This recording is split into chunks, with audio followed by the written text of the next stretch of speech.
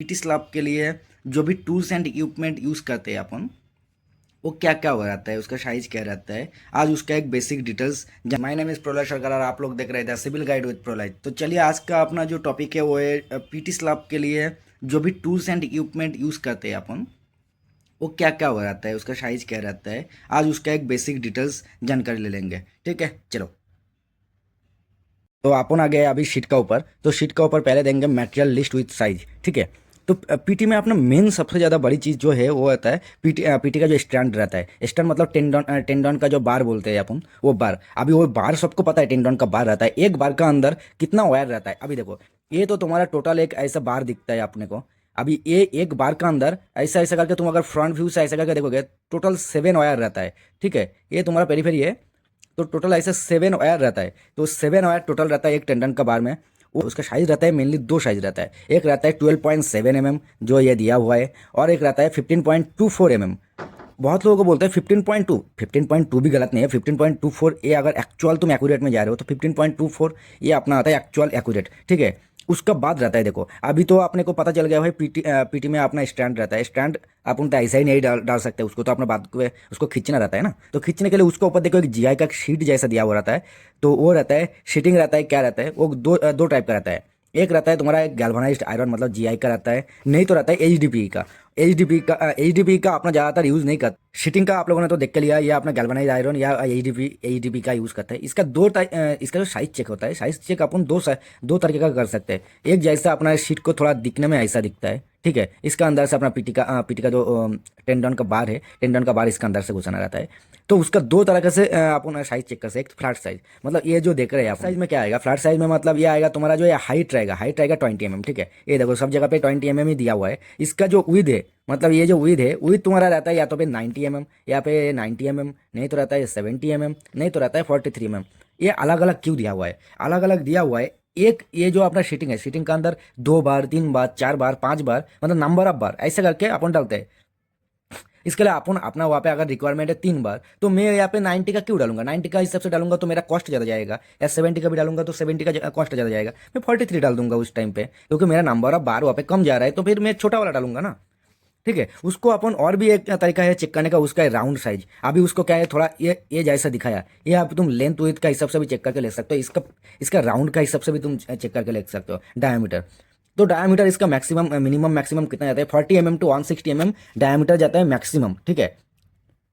उसका बाद अपना जो शीटिंग यूज़ करते हैं वो कौन सा मटेरियल का रहता है। अपना शीटिंग का जो मटेरियल रहता है, शीटिंग का जो मटेरियल है वो कैसे बनता है, वो मेनली रहता है पॉलीइथालीन। पॉलीइथालीन मटेरियल नहीं तो अपना रहता है पॉलीप्रोलिन। ठीक है, उसका कोटिंग रहता है उसका ऊपर। तो वो जो उसका थिकनेस है, वो थिकनेस कितना रहता है, थिकनेस रहता है minimum 1 mm to maximum 1.27 mm तक रहता है। उसका ज़्यादा नहीं रहता है। मतलब वो जो तुम्हारा शीटिंग का जो फ्रेम बोल रहा हूँ, ये जो अपना शीटिंग था, इसका जो थिकनेस है, ये थिकनेस है मेरा 1 mm, मैक्सिमम जाता है 1.27 mm। ठीक है, इसको ऊपर जाता नहीं है। पूरे सिस्टम में आपने को क्या क्या देखना रहता है, वो तो अपना डेड एंड और लाइव एंड दो ही रहता है। अभी डेड एंड लाइव एंड का वो जो मटेरियल किससे बनता है, एक तो बनता है तुम्हारा कास्ट आयरन से बनता है, नहीं तो दूसरा बनता है एलआई स्टील से बनता है। एंकरेज हेड, ठीक है, एंकरेज हेड। उसका बाद और भी क्या क्या रहता है उसके साथ। एंकरेज तो ऐसे ही नहीं हो जाएगा भाई, उसके बाद वेजेस चाहिए, और क्या चाहिए, और एक चाहिए बैरल चाहिए। ठीक है। और उसका जो साइज रहता है, साइज क्या रहेगा, साइज सबके लिए अलग अलग रहता है। साइज साइज मतलब अलग अलग कैसे रहेगा, तुम लोगों का अभी थोड़ा टाइम पहले ही बताया। ये अपना जो शीटिंग का साइज है, शीटिंग का साइज 90 70 43 ये अलग अलग लेते हैं।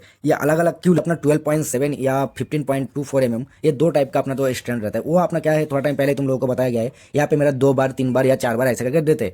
3S मतलब 3 नंबर ऑफ स्टैंड, 4S मतलब 4 नंबर ऑफ स्टैंड, 5S मतलब 5 नंबर ऑफ स्टैंड, 7S मतलब 7 नंबर ऑफ स्टैंड। मैक्सिमम अपन दे सकते हैं 19S तक। ठीक है।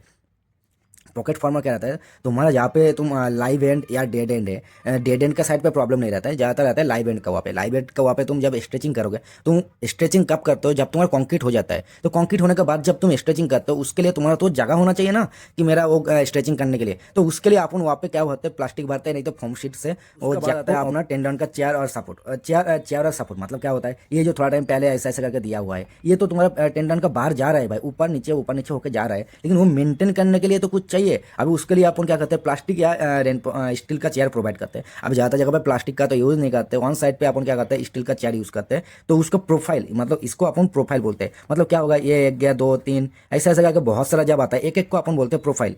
ठीक है। वो प्रोफाइल को मेंटेन करके रखने के लिए अपन स्टील का चेयर यूज़ करते हैं। वो सब तो हो गया, उसके बाद तुम्हारा कंक्रीट हो जाता है। लास्ट में आके आता है तुम्हारा ग्राउटिंग। अभी ग्राउटिंग करने के लिए भी क्राइटेरिया रहता है। ग्राउटिंग करने के लिए क्राइटेरिया क्या रहता है? जो कंक्रीट रहता है कंक्रीट मिनिमम 75% अचीव होना चाहिए उसका स्ट्रेंथ। ठीक है, 75% उसका अचीव हो गया, उसके बाद जाके अपन स्ट्रेचिंग करते हैं। स्ट्रेचिंग करने के बाद जाके अपन करते हैं ग्राउटिंग। अभी स्ट्रेचिंग करते हैं तो स्ट्रेचिंग करने के लिए इक्विपमेंट क्या क्या चाहिए होता है वो भी एक बार चलो देख के ले लेते हैं। तो स्ट्रेचिंग का इक्विपमेंट, स्ट्रेचिंग करने के लिए अपना हाइड्रोलिक जैक चाहिए। ठीक है, जैक मतलब जो इंस्ट्रूमेंट से तुम उसको पुल करने वाले हो। ठीक है, वो क्या रहता है? मोनो जैक रहता है। मोनो जैक उसका क्या होगा? 12.7 mm का भी डाया रहता है और 15.24 mm का भी डाया रहता है। ठीक है, उसका कैपेसिटी कितना रहता है? मैक्सिमम उसका कैपेसिटी रहता है 30 to 60 टन। समझ रहे हो ना? उसका कैपेसिटी कितना रहता है? 30 to 60 टन। अभी उसका वो जो रहता है वो हाइड्रोलिक पंप है। वो हाइड्रोलिक पंप तुम्हारा किससे यूज होता है? या तो मेरे मैनुअल होगा, नहीं तो इलेक्ट्रिक होगा। तो वहाँ पे क्या होता है? ऑन साइड पे ज़्यादातर मैनुअली यूज़ करते हैं, इलेक्ट्रिक नहीं हो पाता, क्योंकि बहुत जगह पे ऐसा भी हो जाता है कि मेरा वो लोकेशन तक मेरा वायर नहीं जा पा रहा है। इसके लिए ज़्यादातर साइड पर मैनुअल वाला यूज़ होता है।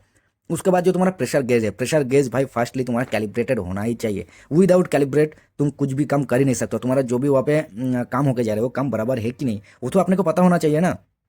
उसके बाद इलांगेशन स्केल मतलब क्या हो रहा है? तुम जब इसको, ये तुम्हारा लाइव एंड था, इधर से तुम जब इसको पुश करके ले लिया, ये अंदर से इधर से क्या अंदर का जो अपना स्टैंड था वो बाहर आके जा रहा है। अभी बाहर कितना आया? मतलब ये एंड तक मेरा इधर एक मार्किंग करके लेने का है। मार्किंग करके लेने के बाद यहाँ पे अपना हाइड्रोलिक जैक लगा के दे दिया, इसको तुम पुश करके ले लिया, मतलब खींच के ले लिया। मतलब ये जो मार्किंग था मानो तुम्हारा ये वाला कोई भी एक जगह पे आ गया, ये कितना आ गया? ये तो अपना डिस्टेंस चेक करना चाहिए ना। ये डिस्टेंस कितना आया है वो चेक करने के लिए अपना इलोंगेशन स्केल यूज होता है। इलोंगेशन स्केल किसका रहेगा? मतलब अपना स्टील का स्केल रहता है। और कैलिब्रेशन सर्टिफिकेट हर एक चीज़ का मैंडेटरी होना ही चाहिए। इसमें और एक चीज़ आप लोग बोल सकते हो, ये जो इलोंगेशन रहता है, इलोंगेशन कितना होना चाहिए?